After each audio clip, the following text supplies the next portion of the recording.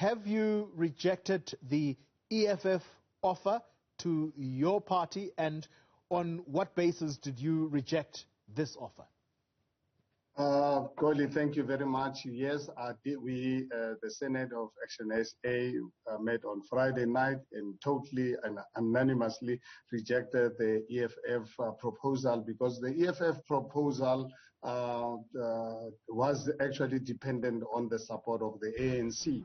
And as ActionSA indicated previously and very clearly that we would not want to have anything to do with the ANC. Therefore, we decided on Saturday morning to communicate our response to them, and we informed society accordingly.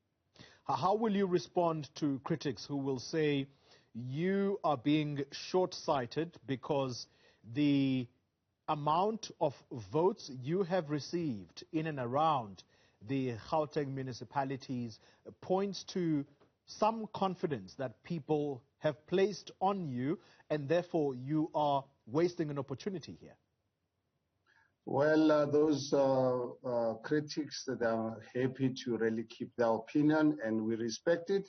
But unfortunately, ActionSA runs on the basis of the mandate of people who formed this party, who supported this party, 2.4 million South Africans who gave us the mandate to start this political party. And the mandate was very clear to say, please go out there and remove the ANC and not have anything to do with the ANC. So those are the people we are going to respect. So we are not going to work with the ANC at whatever cost, because the ANC is a problem, it's a cancer to this nation, and therefore our role as ActionSA to democratically remove them from positions of power.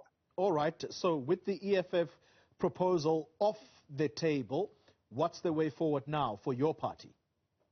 Well, the next way forward is obviously talk to the other parties represented in all the 6 municipalities where ActionSA contested. We'll be meeting this afternoon with all the parties. Some of the parties obviously who are interested, invited to this meeting, and see if we can iron out a coalition arrangement that is sustainable, that is committed to service delivery, that is committed in establishment of a professional public service, and at the same time the ones that can declare upfront that corruption will become public enemy number one.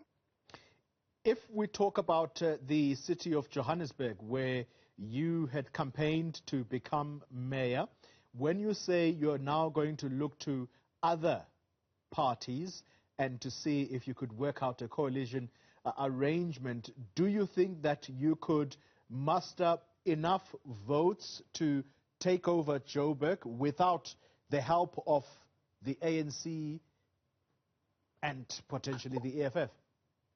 Absolutely possible, but I think that obviously is not dependent on me. Us as an ActionSA in the city of Johannesburg, we only hold just over 16%. So it's up to the other parties' commitment to public service and servicing our people, and actually create a sustainable model for our country. If other parties who are coming to this meeting are committed, very possible that we can form a sustainable government that is focus is going to be at the center is going to be service delivery. So it is possible, but it's not obviously in our hands. Us as ActionSA, we committed to talk to all those parties. And obviously what is important, I think, and I really want to make this very clear, is that for us as Action, our approach is that when we meet as political parties, we must meet all of us as equals. Because if you want to get into a coalition arrangement like this, and I think I've been looking at coalition coalition arrangements in other parts of the world. So when you go into an arrangement like this, you don't really look at who's big and who's small. It's about saying, can we put together a multi-party government? It must not really be about egos, about positions. It's about actually saving society. And I think that's a kind of an approach that as an ActionSA, we're going into this meeting with such thinking, and hope that we can clinch a deal. If not, as ActionSA, we're happy to be on the opposition benches, which will be really unfortunate, or obviously the last option is obviously election rerun, which will also be unfortunate because there's just no need. We do have enough votes to keep the ANC out of office. For us, the ANC matter is not negotiable. I've made it very clear from day one that if ANC wants to talk to me, I'm happy to talk to them at least 300 years. But obviously, even in 300, it's not a final. I'm saying we might consider it then. Mr. Mashaba, I can't contain myself there. So you're ready to talk to the ANC, but only in 300 years, which is basically I might never. consider. I'm not saying if, even now. I'm not saying. I said we might consider in 300 years. All right. So you've answered me as far as whether you're actually still angling for government, but you're saying that whichever way this goes, it'll be a disappointment if you don't go into government, but at the same time, you won't mind sitting in opposition benches. Let me ask you this question. You raised something very important here. You said egos have to be put aside. Your assessment of how these negotiations are going right now, are you saying that they are driven in the main by egos of politicians? I can't conclusively say so, Goli. I can only give my own past experience. You remember I was the mayor of the city of Johannesburg for 3 years, and the reason why that arrangement collapsed with my resignation, because when parties don't want to really respect others, I think when I took over government on the 22nd of August 2016. I'm sure Tukoli, in fact, I had the press conference address the media that I am going to do everything possible within my power to make this coalition work by respecting all the parties. And I think the arrogance is what actually killed and obviously led me to resign. And I don't think I would really like to really make that mistake. So if we don't really commit in writing about obviously respecting all the parties, we are going here as equals because we have 44 seats. Just to give an example, and we're not only negotiating Johannesburg, we're negotiating for all 6 municipalities where we contested. But in any negotiations, we are not going to go there with the arrogance that we are a big party. All right. We are going there with political parties with one vote. We want to give them the same respect.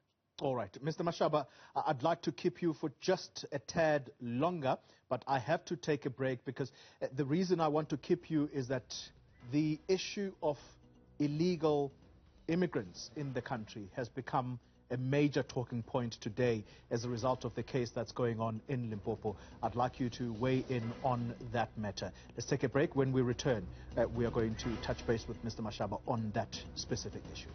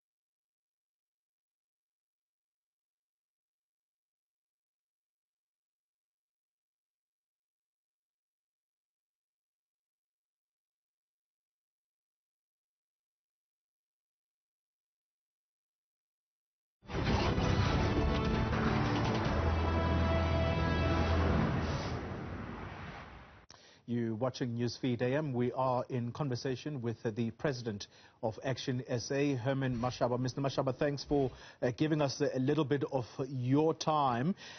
The issue of illegal immigrants. Just moments ago, in court in the area of Seshego, a 34-year-old Themba Dube who admits to be in the country illegally. He is a Zimbabwean national, and he's accused of the murder of at least several women.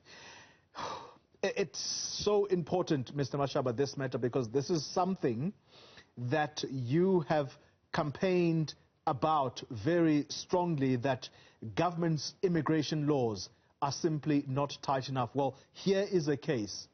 An illegal migrant admits that he's here illegally, and to the surprise of court officials, he also says that he actually may not even contest what he's being charged with, meaning that he may just confess to these matters he's being accused of. Your standpoint, and perhaps where you are with national government on this issue of immigration laws of the country. Colin, to be honest with you, I watched your interview earlier on, and it made me very angry. I think for me, as Herman Mashaba, I hold the ANC government directly responsible. The families who've lost their loved ones because of this criminal. I think I hold the South African government directly responsible, because we've been really subjected to this. When I raised this matter totally on the 1st of December of 2016, the very same government called me xenophobic. Mr. Mashaba, let me do this. Allow me to do this, Mr. Mashaba.